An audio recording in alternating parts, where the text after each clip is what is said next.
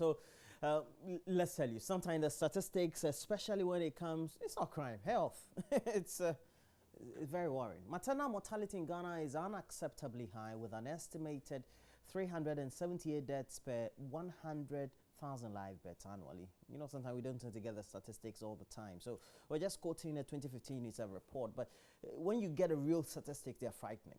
The Ghana Health Service has also bemoaned this rate and has vowed to work, of course, to make sure that they reduce this. But we have to have a great conversation on this. And I have the regional director of the Ghana Health Service in the studio, Dr. Linda Vanotoo. She's a regular, hasn't been here this year. Happy birthday. Oh no, Happy New Year to you. Thank you. And thanks for joining us. My pleasure. And we also have Dr. Emmanuel Stroponyo. Yes. Good morning to you. Good morning. He's a medical director for the Greater Accra Regional Hospital. I mean, that's just, it's not a small hospital. We're talking the Ridge Hospital, as it used to be called, but it's a Greater Accra Regional Hospital. Big edifice, you find it. But we're here also because we want to lay some great foundation to what we're doing today. It's the main focus of the commissioning of the new baby and maternal health unit of the Komfo Anokye Teaching Hospital. We know that it's come about because of a great initiative started by JoyNews and Seth Kwame Boateng's special assignment documentary that also brought in a lot more people, but mainly the Rebecca Foundation, headed by Mrs. Rebecca Kufado, the First Lady of our Republic. And through her initiative and the initiative of the multimedia group, we put together a great event and subsequently raised over 10 million Ghana cedis, and that has been used to put together the structure that will be commissioned today. And that is why Mama Vioso Abuaje has been live from Kumasi and the rest of the team right now through to 11 or beyond, and throughout the rest of the day on the channel. We will be bringing to you the commissioning and the reactions thereafter. But Dr. Linda Vanotoo, good morning to you. Good morning. And we hope this year is better, or will be better for maternal health. But what was the picture like last year? Thank you very much. And because this is the first day I'm coming here this year, I wish to wish all of you a very happy new year. Thank you. And to our viewers and listeners also. Last year, looking through our records, we recorded maternal mortalities. And we had, as a region, as at now, the figures that we have is 193 for the year. And that translates to about 184 per 100,000 live births. So that was as at the end of the year. When we look at 2016, because we need to compare to see, we had more absolute numbers that unfortunately passed away. We had about 200 mothers. For 2016? Yes, who lost their lives. And last year, as I said, we had 193. So that is how the statistics look like. And you're with Greater Accra. Sorry, I keep saying Ridge. Yeah. But at the end of the day, it's now become a great referral hospital too? Yes. And when we say the referral hospitals, it means that what? It means that women who go to other hospitals, or patients who go to other hospitals where there are complications beyond what they can handle, have to be referred to certain other hospitals where there are more facilities and more specialists who can take care of these patients. So that is what we mean by referral hospitals. Well, that's intriguing. So yes. Particularly when we have to just take, apart from Ridge, the other hospitals that are said to be in that position, the structure, the composition, such as Ridge and Kolibu, it means that you'll be having cases beyond your catchment areas? Yes, sometimes you do have cases beyond our catchment areas. Naturally, we are to receive cases from within the Greater Accra region. But because of the position of the Greater Accra region, sometimes cases come from beyond. For example, Kaswa in Central region and parts of Winneba, and then Eastern region in Sound and East environs, and then parts of Volta region. Because of the nearness to the Greater Accra region, complications in facilities in some of these areas are rather brought to the Greater Accra region. So sometimes we say that this also compound the problem that we already have in Accra. And Dr. Vanotoo, I remember we started speaking to you on the channel when you were based in the Western region, in Takrady. Yes. And so it means you've had great experiences from across the country, and even as a regional director now, you have more experiences. What usually will be the picture then when it comes to maternal health, relatedly with incidents, perhaps how people get to the hospital, why we have late reporting and all that? Yes, you know, maternal health is a complex issue, if you like, because it starts even before the woman becomes pregnant. Because if she's well, healthy and all that, before she becomes pregnant, then she'll be healthy. If she goes to the hospital for antenatal services, she'll be checked, made sure that everything is okay in terms of her HB or the blood level that she has, her weight. If she has other diseases, they will be looked for and treated. Then the baby inside her would also be assessed. Unfortunately, we sometimes find that some people, for one or two reasons, do not go to the hospital as soon as they miss their periods. They wait. You'll be surprised to know that somebody gets to the hospital only when she's in labor. So she would have missed all the antenatal services that she should have.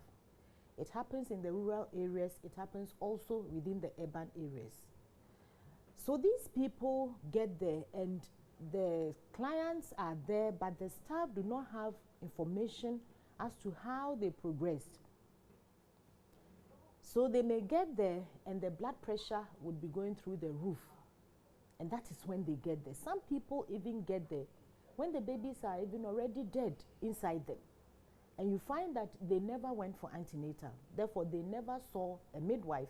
They never saw a doctor. So they delay in going there.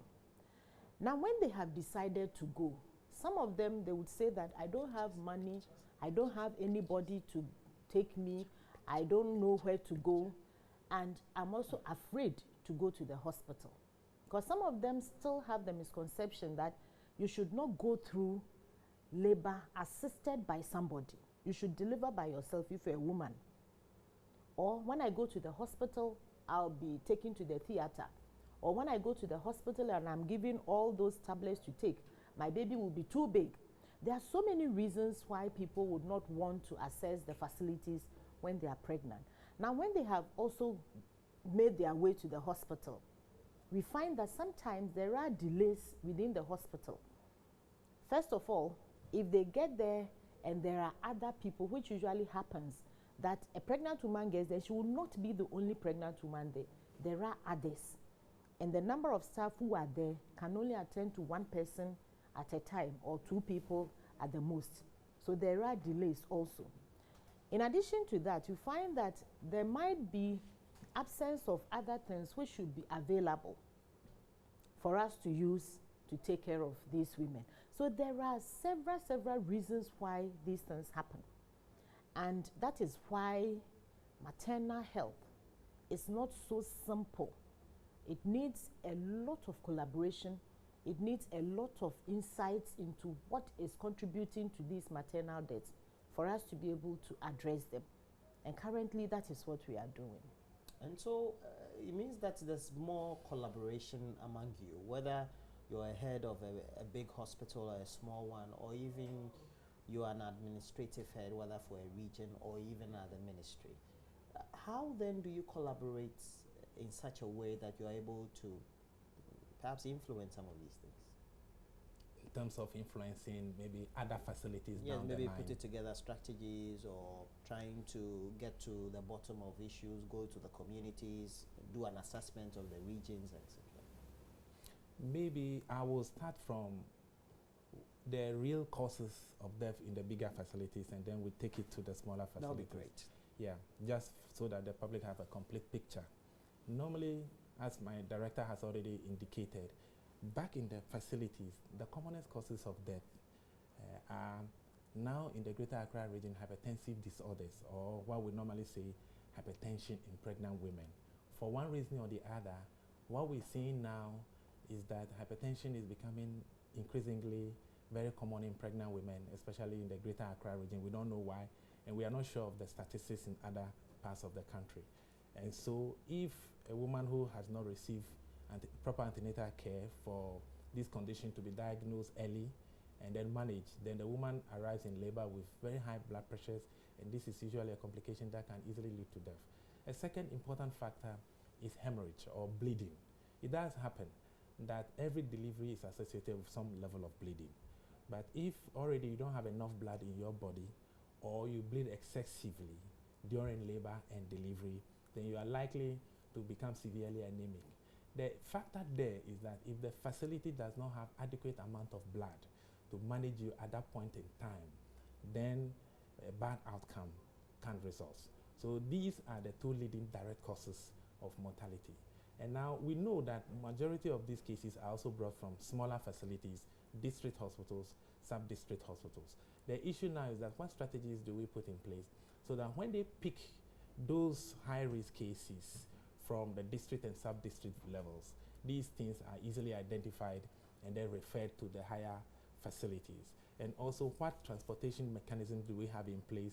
These are the deeper issues that we need to look at, because there are times that we may not have adequate availability of ambulances to transport these patients, and sometimes, unfortunately, they are transported in taxis which are not purpose-made for such emergencies.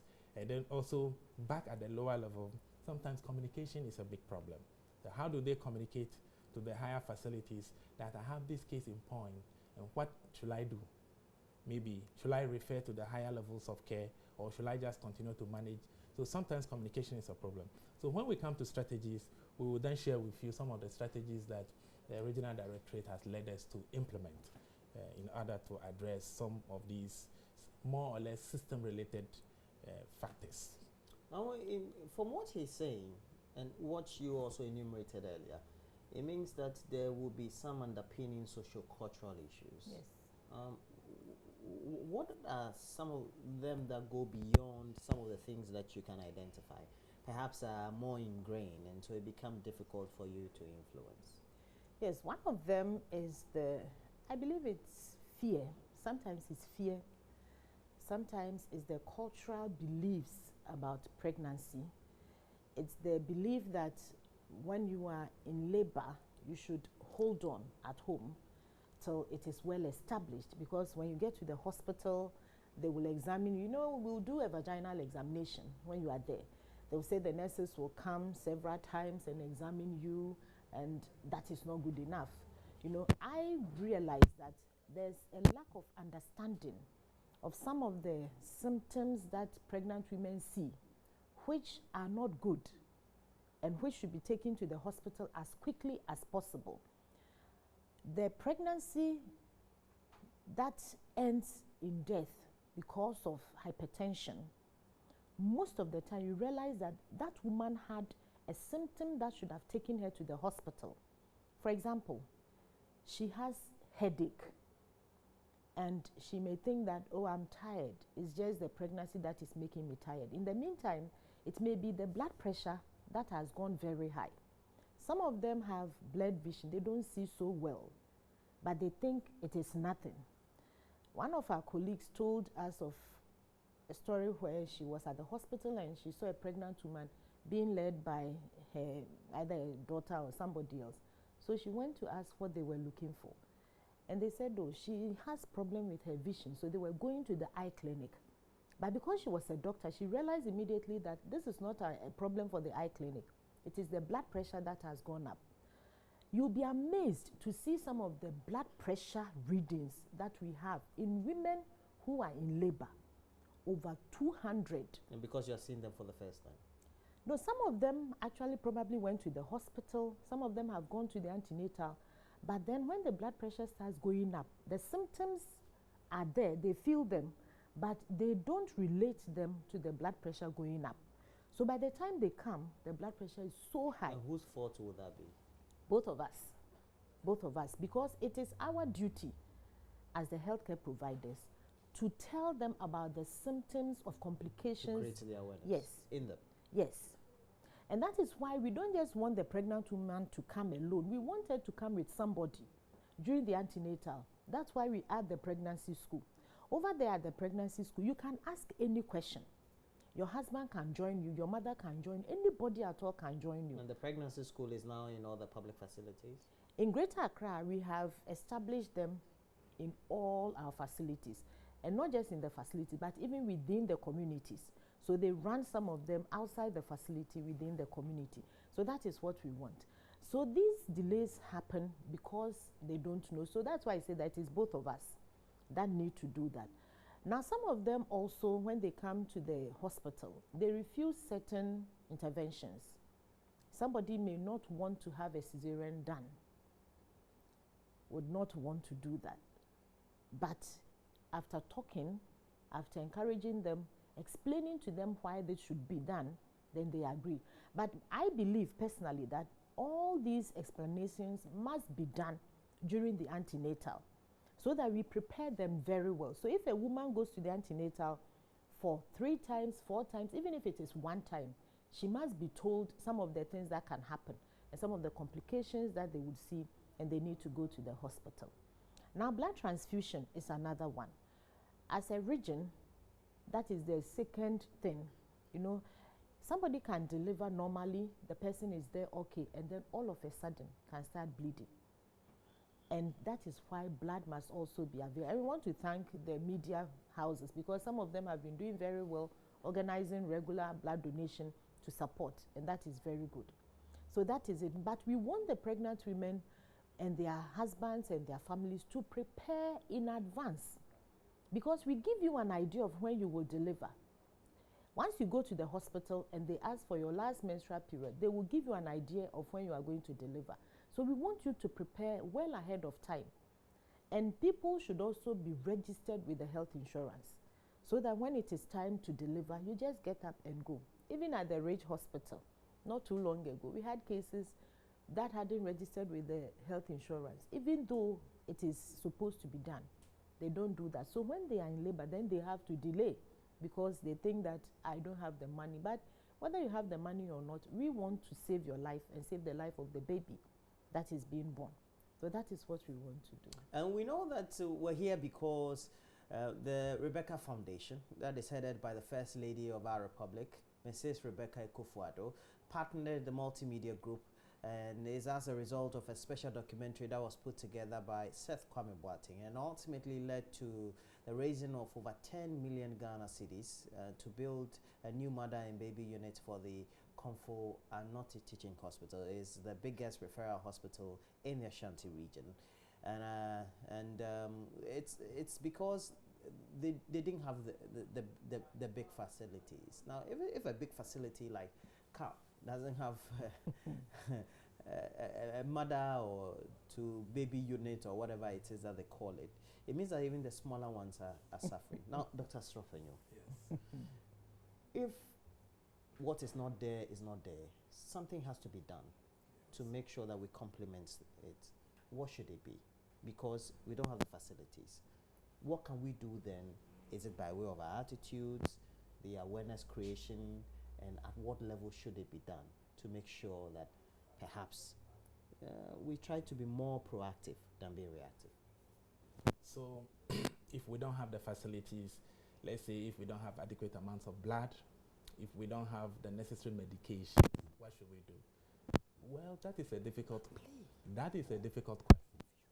Basically, to be able to give an effective and a comprehensive care to a woman who is pregnant, there are certain minimum basic requirements. You need to have a standard labor ward, you need to have the doctors, the midwives, you need to have a theater if you're a district hospital or above, you need to have a place for the babies after delivery, so that those babies who may have some complications, they can be sent to that center for care.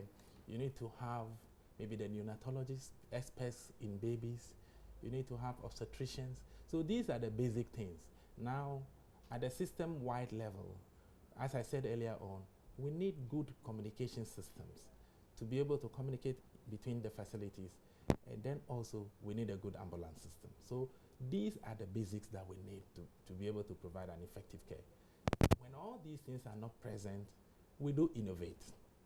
We innovate. For example, if we don't have adequate doctors, some of the things we do is to empower the midwives, because we tend to have more midwives than doctors.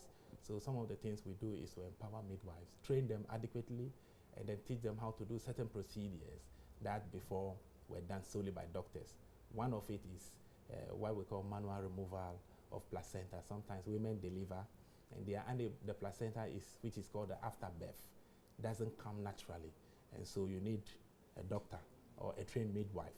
In the past, doctors have done these procedures, but now we have trained midwives adequately and they are able to perform these procedures. Another area of innovation, for example, is communication between the various facilities. So in the past, what we have done is telephone calls. But sometimes if the call is not on at the particular time, or somebody's phone is off at the particular time that you are trying to call a center in order to refer a case, then the person will not hear, and so therefore the poor midwife at the periphery will be left stranded. So what we have done now as a way of innovation is to introduce WhatsApp communication platform, linking a set of facilities together with the higher centers. So that even when you place a message and momentarily, let's say the network is off, immediately the network comes on, the people at the center will see the message and then they will respond to it appropriately. And this has helped tremendously. Another advantage of this platform has been that it places a lot of other people on the platform, administrators, like our regional director, for example. The platform I'm talking about is on that platform, and the district director is there. Other experts are on the platform. So if one person doesn't see, another person will see and be able to provide the responses that are necessary in a timely manner. So these are some few of the innovations that we have put in place in the Greater Accra region in order to stem the tide. What could be then the steps also that could be taken to complement the complementary actions that you take because of the absence of the facilities on the part of those who are the affected, the patients, or those who are in the gestation period, the pregnant women, their husbands, their families, etc.? I think that there's a lot that we can do. For example, it is also, even though it is the responsibility of the health system to give education to the women, now we are in an age where information is easily available. It is also the responsibility of the family, of the community, to seek information, to really analyze situation. For example, there is a case on my hand right now where the woman in her previous pregnancy, the outcome was not good. So when you have experienced such a situation, next time when you are pregnant, you have to seek care at a higher level, because many of complications that occur in pregnant women tend to recur in subsequent pregnancies. So if you have had a complication in the first pregnancy, it's likely that in the second and the third, the complication may come back. So now you have a first-hand information that, yes, I've had this problem in this pregnancy. So next pregnancy, seek care with a specialist or at a high level of care. Even when you go to, let's say, a center like Kolebu Teaching Hospital. And if you say a high level of care, you're talking about the grade of the facility. The grade of the facility. So for example, if you had a problem in a sub-district, in a small health center, if you had a problem, maybe next time when you are pregnant, you explain to your midwife that the previous pregnancy, this is what happened to me.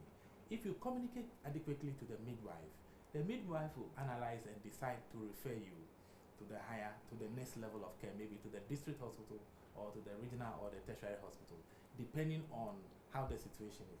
And I also believe that the public should be more assertive. If you come and there's something you don't understand, be assertive and clarify it with the midwife. These are some of the things. You should ask questions. You should ask questions and clarify issues. Seek information. Seek information. At the facility where you go. We also want the husbands to be more involved than they are now. Normally in the pregnancy. Yes, they are not carrying the baby. Yes, but they are a party to it.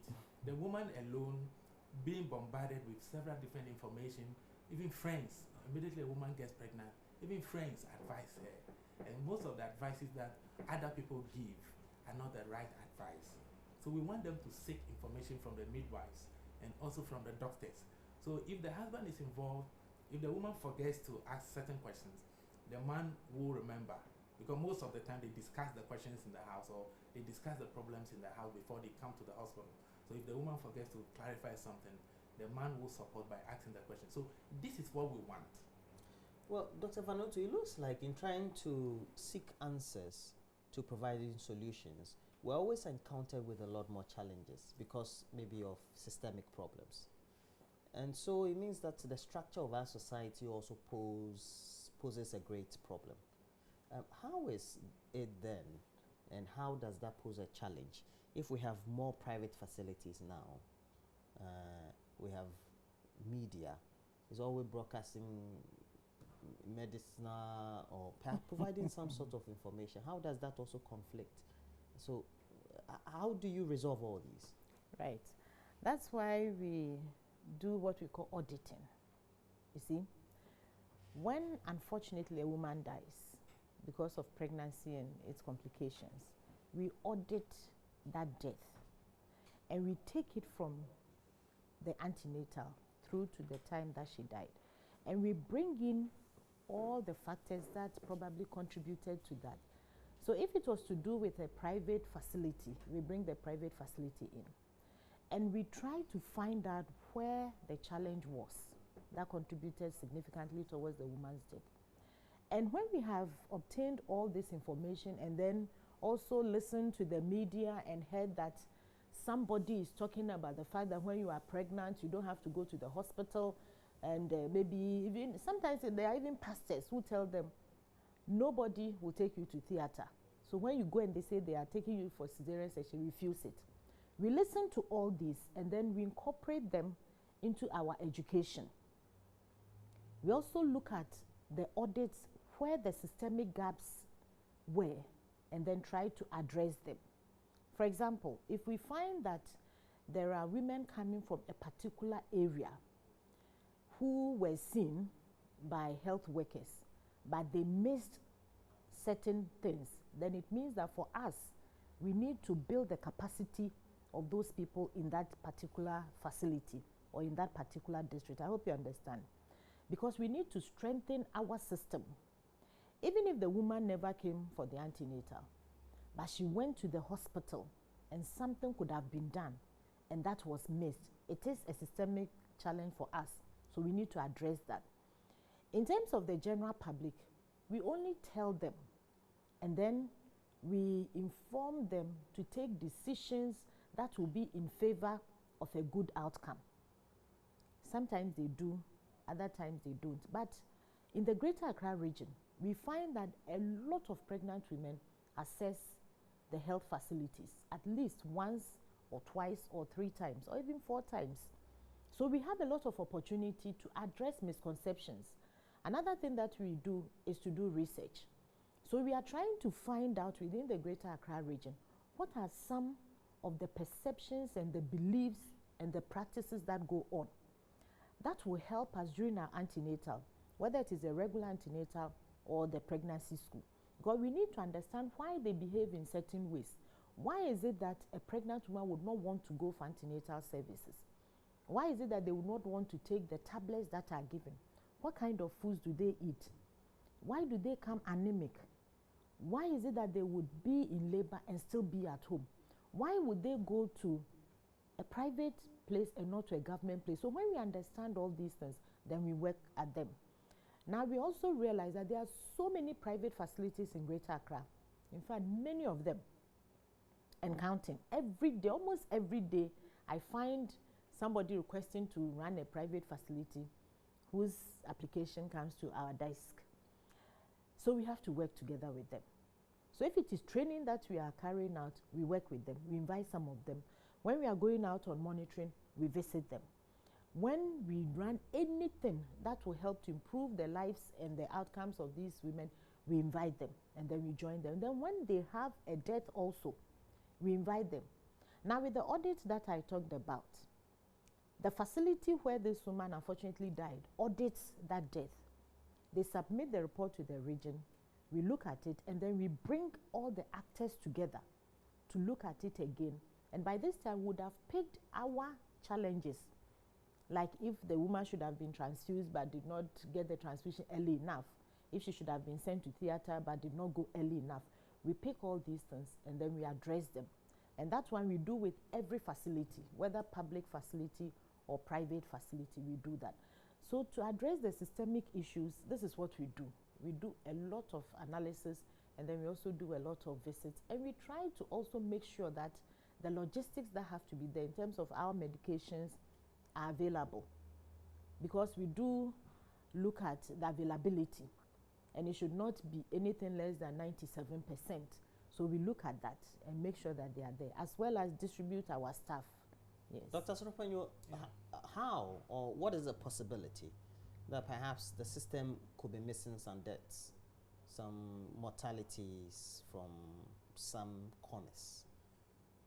Yeah, thank you very much for that question. This is very highly possible.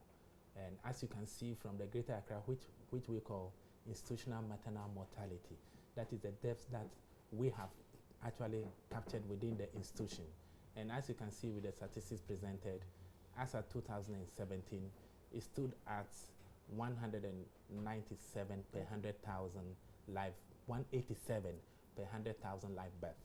But WHO figure for Ghana is actually 378 per 100,000 live birth. So you see that there is a difference.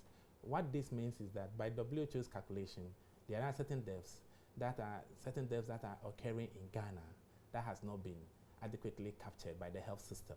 So there is always a difference between the maternal mortality ratio institutional and then the national maternal mortality ratio. And the difference is those deaths that may have occurred outside the facilities. In the Greater Accra region, we believe that because the region is more compact, we believe that many women do eventually come to the health facilities. We believe currently we are doing about 95% institutional delivery rate, which means that if anybody is going to die, it's likely that around that figure again will have occurred within the hospitals. Now, in the other regions, it's likely, depending on how distant some communities are from the center, they tend to have higher home deliveries and also therefore higher deaths that could have occurred beyond the facilities. So really, this is a true story that is likely we are missing some deaths that may be occurring in Ghana. And those are exactly deaths that will have occurred either as the time they are preparing to go to the hospitals or completely in the homes. And then also there are some deaths that could occur in other departments, not within the maternity department, that could be missed.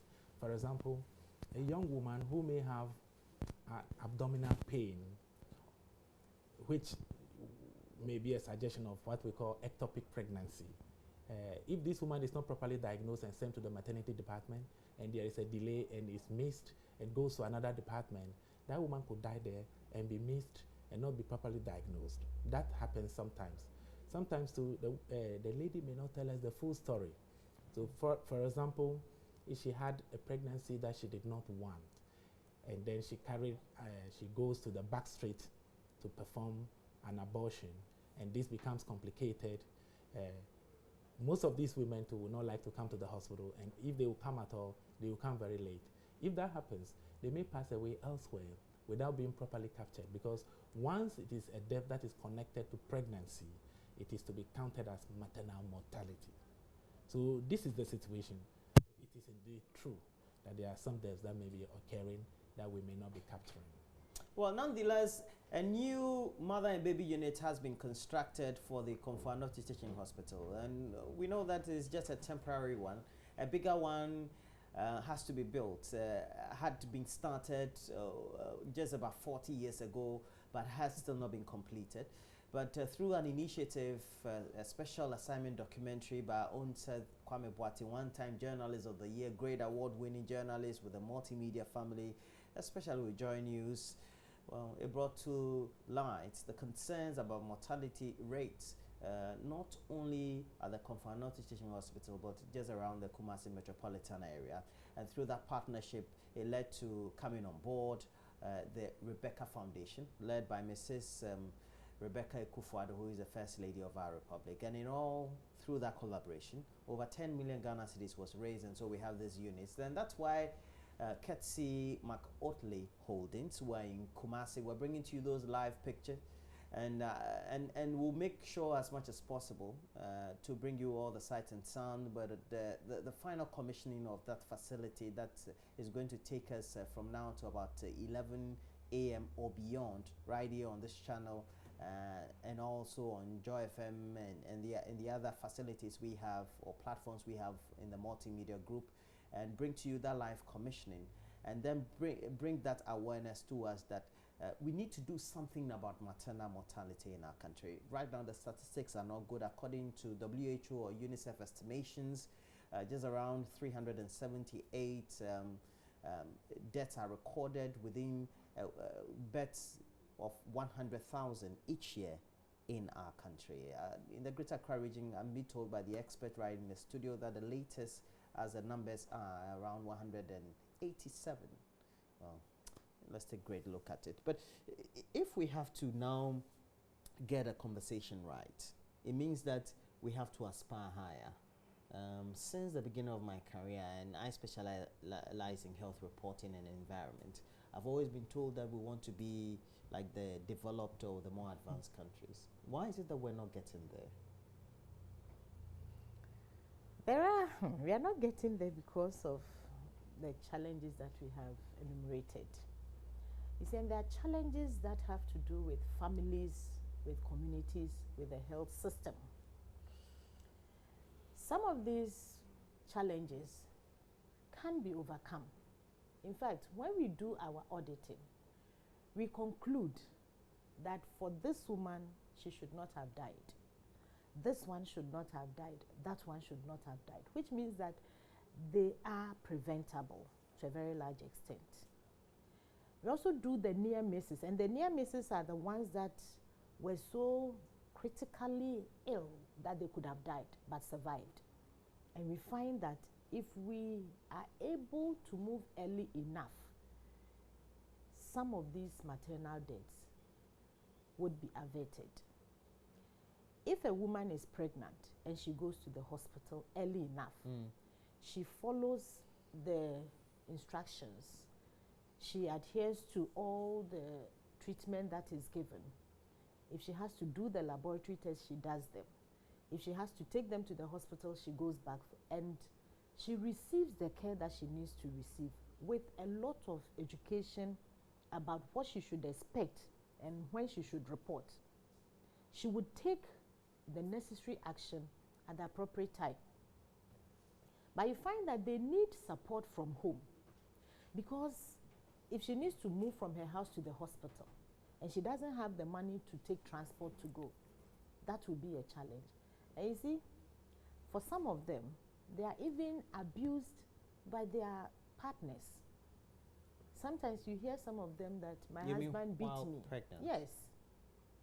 How can you beat a pregnant? You are supposed to support her to go to the hospital. So if we have that support from the home, she would go early. On our part, as the service providers, we know what we have to do. If we do them at the right time, then that would also help and contribute towards the reduction of maternal mortality. You referred to abroad. I know of how in the developed countries, a pregnant woman is given so much information, and she also asks questions about her pregnancy, that she knows that if today I get up and I see that my fingers are now bigger than they used to be, I shouldn't believe that I'm carrying a boy or I'm carrying twins. It means I need to go and see my doctor. So she goes. So we want to make it in such a way that we are well informing our general public, not just the pregnant women. And that is why we want the families to support them. In addition to that, the health system has to be better in terms of taking care of these pregnant women. And what I mean by that is that we need to always make sure that when they come, we receive them, we assess them early, and then we give them the necessary intervention, which means the logistics should be available. One of the challenges we face is space. And that is why we are happy that what is taking place today is taking place.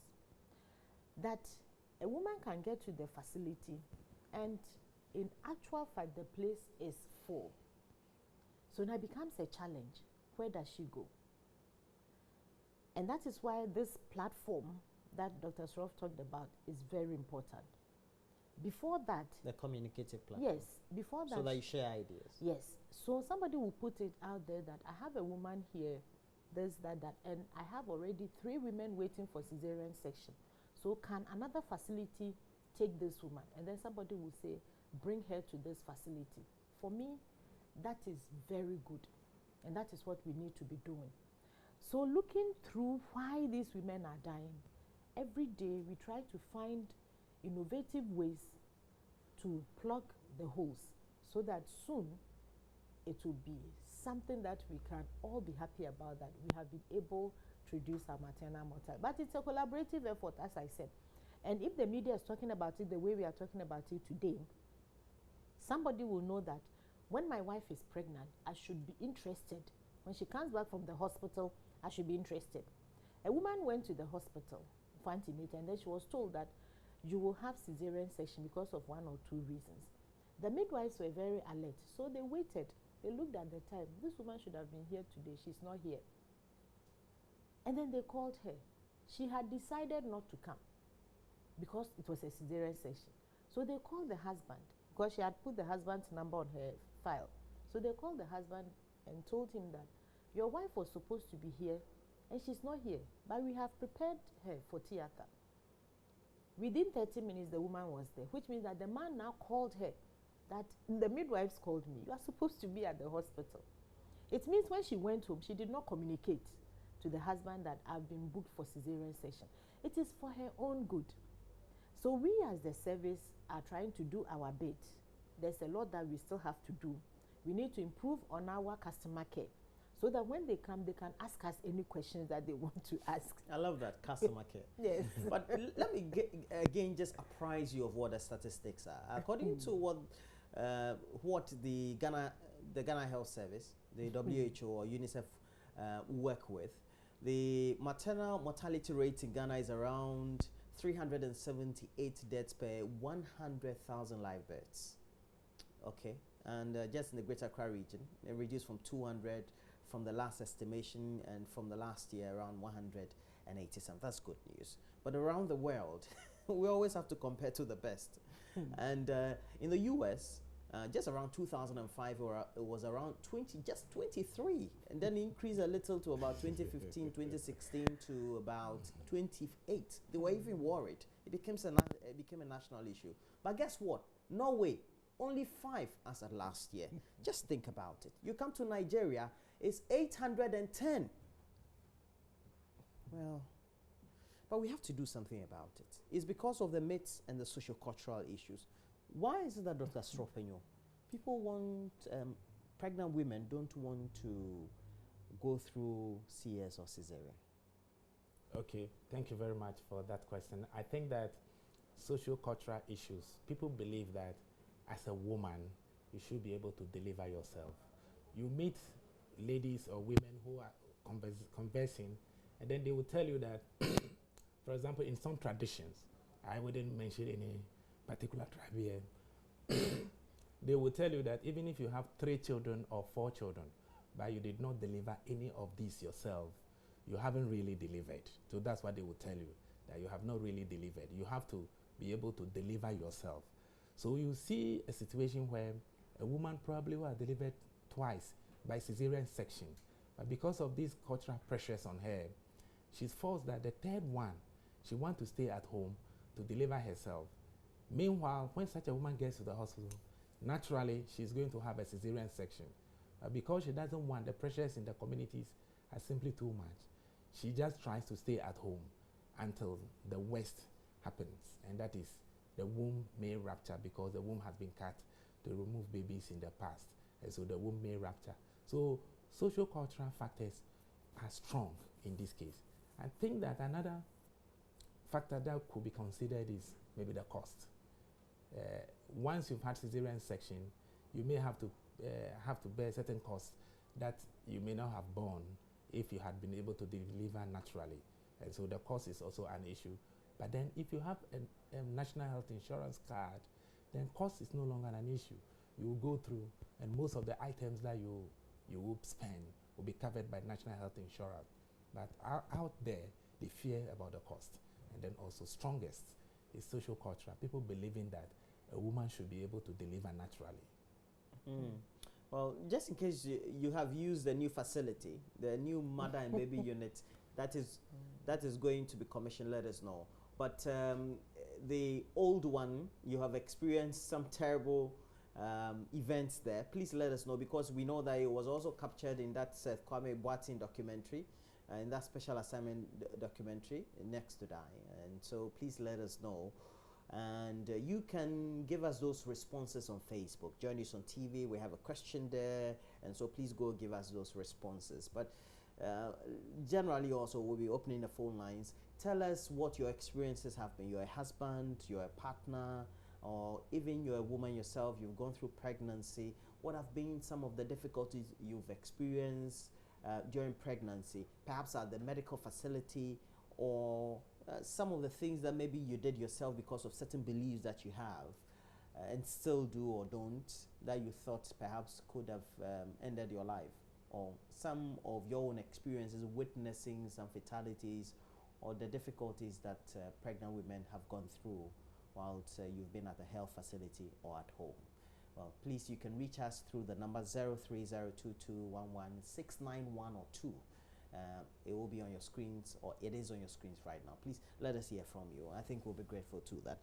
But we have to bring a stop to some, or bring a solution to some of these problems. So the next level is making sure that we give the right commitments. What commitments should be coming from the health service, the Ministry of Health, and then also what commitments should be coming from those who go through the experiences, the pregnant women and the families? From the service, our commitment is that we're going to be accountable for our results. We're also going to make sure that our staff are well trained technically, to be able to pick the cases that need higher care and then send them as quickly as possible. That means that we're going to reduce to the barest level the delays that can happen within these facilities. The other thing is that we're going to make sure that the medications that have to be available, the things that they need to work with. For example, if you're going to theater, you need to have the gown, you need to have the mask, you need to have those things. They are available. If it is oxygen, we will not accept from our facilities that we don't have this or we don't have that. We will not accept that. We have Antiama from Tem. Antiama. Well, we seem to have lost Antiama. And please. Yes, so we will not accept that. We are also committing to improving on our referral. There's no reason why you should keep a woman at your facility if you know that she needs care more than what can be offered at that facility.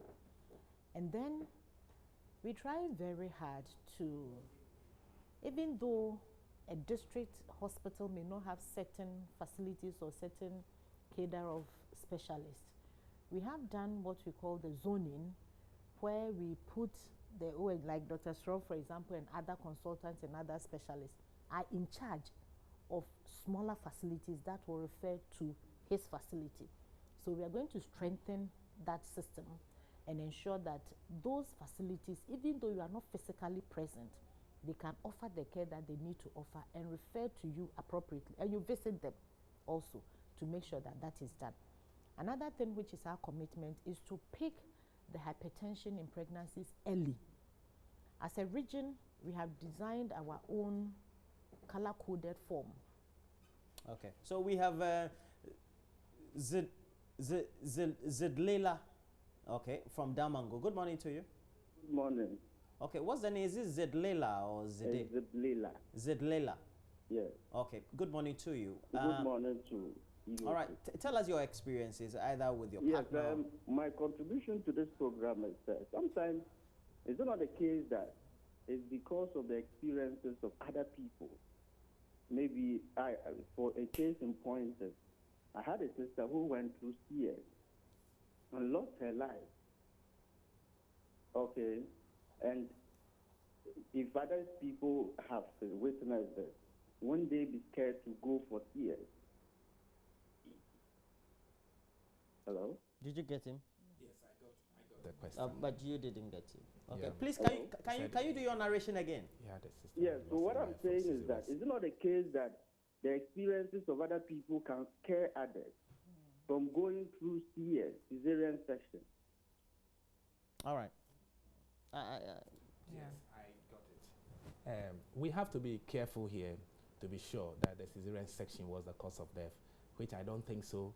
I think that the complication for which the CS was required could easily have been the reason why. For example, if the woman has what we call antepartum hemorrhage, sometimes pregnant women get to a point and that they start to bleed excessively.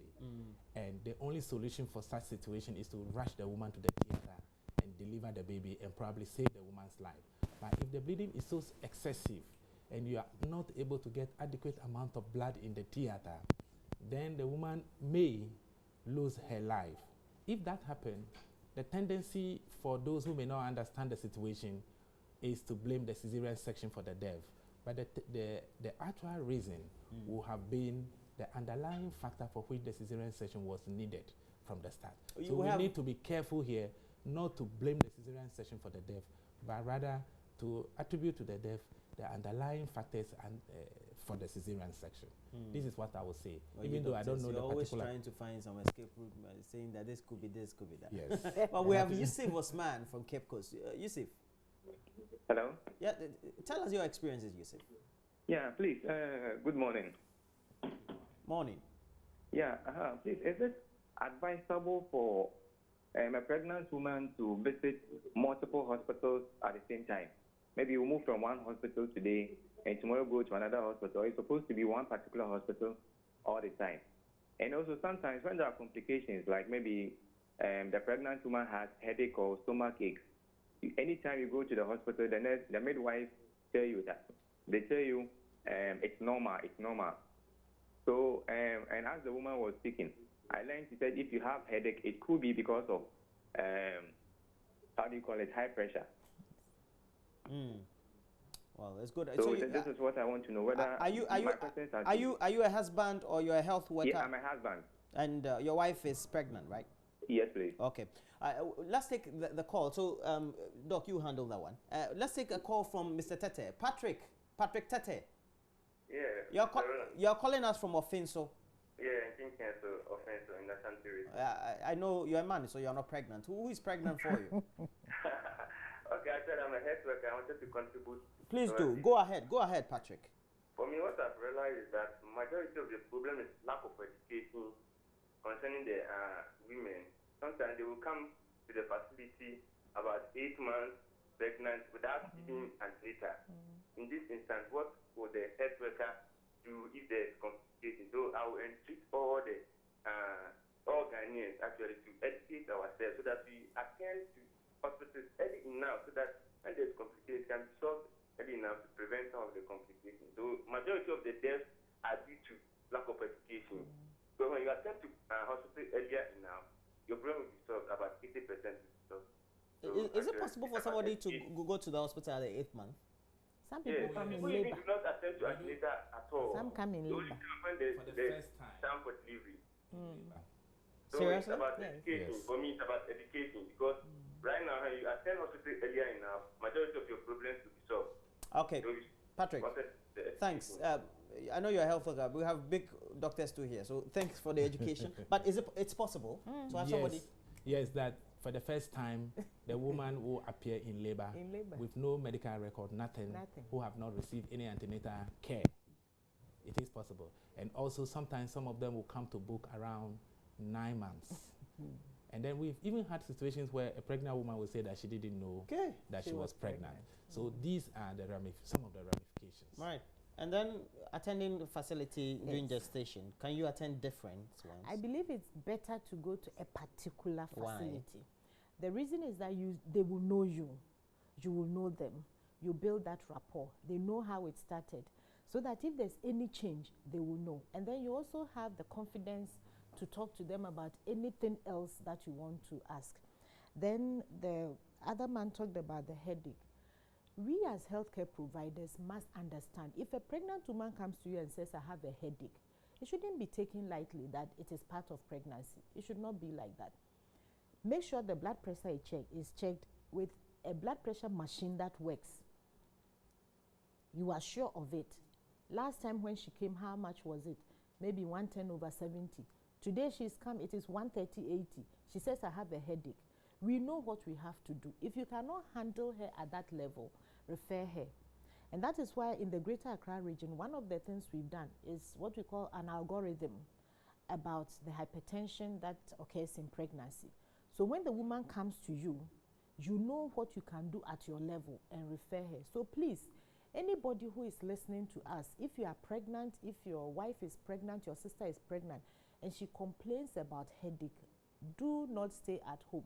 Let her go to the hospital as quickly as possible. Her blood pressure will be checked. If it is normal, they will also check if she has malaria or other reasons why she might have a headache. They will treat that. But don't let us trivialize the headache that pregnant women complain about. Or even when she says that, I think I cannot see properly, I have this blurred vision. Don't let her stay at home and say, we'll take you to the eye specialist. No. It may be that it's the blood pressure that is going up. Because some people even come to the hospital fitting because the blood pressure is going up to 250/170. It is not the best. And they can easily lose their lives. They can also lose their babies. Gabriel Ayele. Gabriel. Yes, please. You're calling us from Boku West. West. Is yes, there a town called Boku West? Yes. Okay. That is Zebila. So you're calling us from Zebila? Yes, please. Okay, great. So Gabriel, your experiences. Or you have a question? Yes, I actually want to make a contribution. Please go ahead. All right. I happen to be working for an NGO called Africa. Please go ahead. And then we are also partnering with Ghana Health Services to kind of support pregnant women when it comes to their delivery, pre, during, and post. Now, when you consider Ghana Health Services and their staff, they actually do very well. And then kudos to them for that purpose, especially in Pinaba and Zose health facility. The community stakeholders are equally doing their work. But one other challenge I think that we need to actually extend our hand to is the home visit. Because I know very well that community health nurses actually do home visits and they do a lot of counseling for pre, during, and post maternal issues. But it's not actually enough. Because most of the times, when we come to partner with them, we go out to do sectional talks. But it's kind of not enough because they don't have the resources to be able to reach out to the father community. So I think that if Ghana Health Service can step up their activities when it comes to home services, all right. So that home visits. All right, thank you, Gabriel. I'll make a And please, you can call us because our phone lines will be on the screen very soon for you. And you can always call us. Let's get a lot more of your contribution. You want to the home visits. That's what we're supposed to have. Which health professionals will be doing that? Is the it community health nurses? Yes, and the community health officers who are within the CHIPS compounds. But currently, there is this support from what we call the MCHIP, Maternal and Childhood Nutrition Health. So there is some funding for what we call the MCHIP to support our community health nurses to be able to go out into the communities. So that would improve. But we thank him so much. It is very important that the pregnant women are visited at home when they are pregnant and also post-delivery, because after delivery they have an opportunity also to assess the child and then help her to address any challenges. She might be having difficulties breastfeeding. So when they get there, they would help her to put the baby to the breast, see whether she has other things that they can help her to address. So we have taken note of that. We're going to improve on our home visits. Yeah. Say, you want to? Yes, I want to talk about family planning. I think that if we are talking about preventing some of the complications. We'll talk about family planning very soon. But let's go to Mama View Oswabwaje, and she's in Kumasi with the rest of the team because Seth Kwame Boateng with his special assignment documentary led to a great discovery that apparently they come from a not teaching hospital has not been doing too well with maternal health, and an old facility that was started some 40 years ago had not been completed, and through that there was a special initiative with a collaboration with the Rebecca Foundation led by Mrs. Rebecca Kufuado, who is the First Lady of our Republic, and ultimately led to a great fundraising, 10 million in excess of Ghana cedis raised, and leading to a construction of a facility that is being commissioned today. And so right from now to just a little after or over 11 a.m. this morning, this channel, JoyNews, would be right in Kumasi for the commissioning. And Mamavi Osabwaji is ready in Kumasi with the latest, Mamavi. All right, Roland Walker, good morning to you again from Kumasi. And I'd like to say good morning to your guests in studio. I think it's a very good conversation that you're having. The effect is also being felt on the phone. So good morning to you, Dr. Linda Vanotoo, and also to you, Dr. Stropenyo.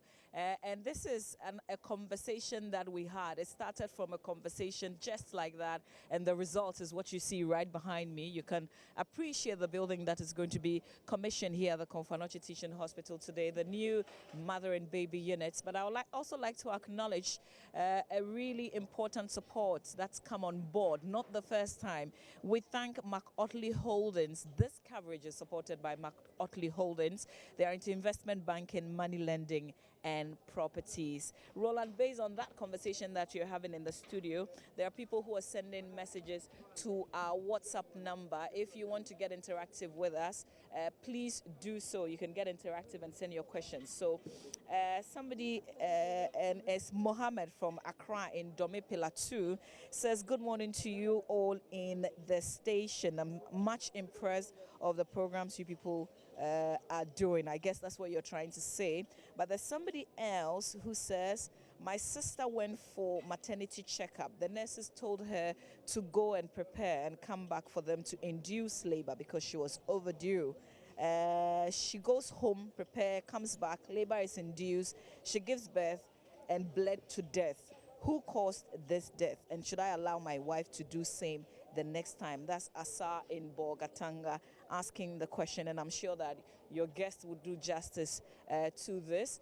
So I will just come back to you, Roland Walker, in the studio for you to wrap up, because we're going to be bringing to you back the documentary after the whole fundraising ceremony and this building commission. We want to go back to where this whole building started from the very beginning, where Seth Kwame Boateng started this story, and then from the point where we wanted to raise funds and where the First Lady stepped into it and where we all put our hands together, multimedia and the Rebecca Kufuado Foundation, and then everybody else that contributed. People made huge donations.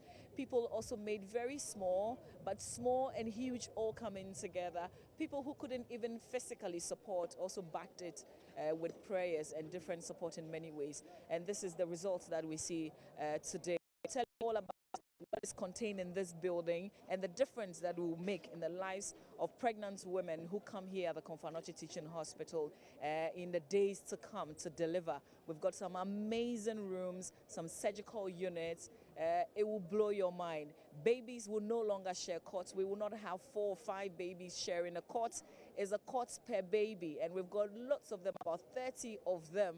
So it's all excitement here at the Vanotoo Teaching Hospital. I'll bring you more messages on WhatsApp and on regular text. Over to you, Roland Walker, and your guests back in studio.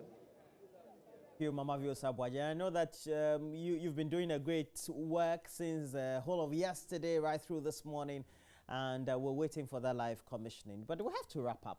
But you were talking about the innovations that need to be undertaken to complement it, and it's the actions by ourselves, the family planning issues, making sure that we preempt the emergencies and all. Family planning, you're saying it's critical? Mm-hmm. Yes, family planning is very critical, because we do know that some women who come to the hospital with pregnancy and even pregnancy complications didn't actually want to get pregnant to start with. When you question them, you realize that it is not a pregnancy that after all they wanted, but because they got pregnant, they found themselves to have been pregnant and they have to carry through. Studies have shown that when a woman is carrying an unwanted pregnancy, the risk of complications are higher. Number one, she may not be ready to, she may not have the resources and other preparedness to be able to cater for herself. She may not have a stable partner who is ready to support her through, and so on and so forth. Because of that, we know that the risk of complications and even the risk of her losing her life is higher. So therefore, if only we can simply prevent those pregnancies, we'll be preventing a lot of deaths. Because if you are not pregnant, you cannot die from maternal, or you cannot experience maternal mortality. That is the basis. But we also do know that the population and the family need to grow.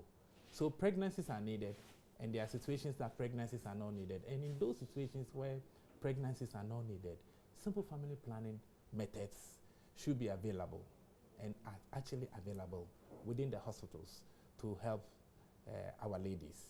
So that is the first thing. And also to directly respond to the question on the WhatsApp platform that the lady's date for delivery had passed, and so therefore the midwives invited her to come to the clinic to be induced. But after the induction, she delivered all right, but then she bled to death. She bled and died. The fear here actually is that we cannot blame the induction. We shouldn't blame the induction. We do know that whether pregnant labor is induced or not, there are some ladies who after delivery who bleed. And so the question is, what systems do we have in place to manage those ladies when the bleeding starts? It is our job as health system to make sure that we have the medications that are needed to manage the bleeding. It is also our job as a health system to make sure that we have adequate amounts of blood in the blood banks. But this sometimes is a problem. There are times that we don't have adequate amounts of blood. It's also our job to make sure as a system that our midwives and our doctors have been trained adequately as to how to manage complications such as bleeding when it occurs. And this is something that we are really doing. So those are the few comments that I will make. Okay, so that's a wrap-up comment for you to wrap up for me. My wrap-up comments are that we need to work together. So the community, the family, and the health service, we need to work together. If you are a woman, you want to carry a pregnancy and you become pregnant, please, please, please go to the nearest health facility as soon as possible. And the health providers, my plea is that we know what we have to do. We have been trained as professionals. Let us do our work. Let us make sure that what we need to do, we have done at the right time, so that we don't give interventions when it is too late, because it will not help the pregnant woman, it will not help the family. And we, as the care providers, are also not happy. When we have bad outcomes, we are not happy, because we are also human beings. We are not happy with that. So let us work together. It doesn't matter whether in the private sector or in the public sector, we know what we have to do. We have been trained. And we, myself, as the regional director, with my team and all our senior officers, will also make sure that we do the necessary monitoring, we do the necessary supervision, and we give the necessary support to ensure that everything works. And probably for the government side, they are doing so well. A lot of things are being put in place. We will still ask that we do in-depth analysis of all these causes of the maternal deaths, and then put in what needs to be put in. Yes. Well, so we've had in the studio Dr. Linda Vanotoo, the medical, no, what's your regional director for Greater Accra Ghana Health Service, and then also the medical director for the Greater Accra Regional Hospital, Dr. Emmanuel Sroponyo, in the studio. Thanks for joining me, lady and gentlemen.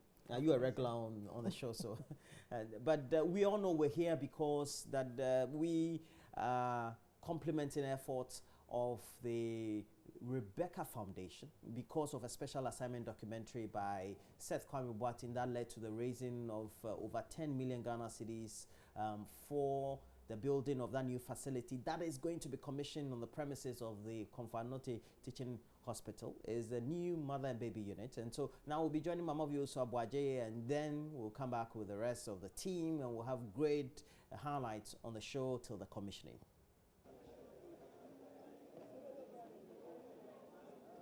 Well, good morning to you again, and you have been interacting. What's the latest, Mama V? The latest is the Save a Mother, Save a Child. That's the campaign, and this is the results. But how did we get here, Roland? It's so easy for people to forget, but this has all been in less than a year, really. This project came up 5-6 months, and we have this. But this morning, we want to tell the story from the beginning. We know our colleague Seth Kwame Boateng is the one who shared this story on a JoyNews special assignment. But how did it all begin? This is Next to Die, the impacts.